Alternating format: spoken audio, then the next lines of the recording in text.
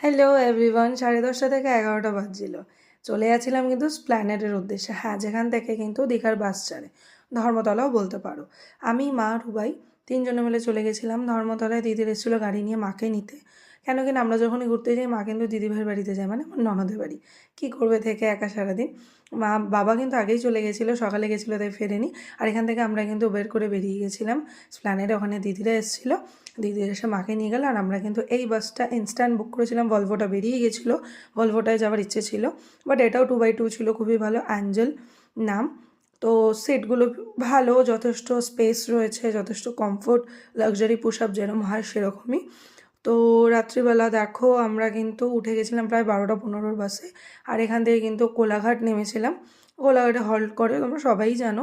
তো সিটগুলো কিন্তু খুবই ভালো ছিল। আমি কিন্তু পরমেশ্বরে দুবার গিয়ে একবার আরশোলা পেয়েছিলাম। তো যাই হোক, কিন্তু এটা খুব ভালো ছিল। নেক্সট ভিডিওর জন্য ওয়েট করো।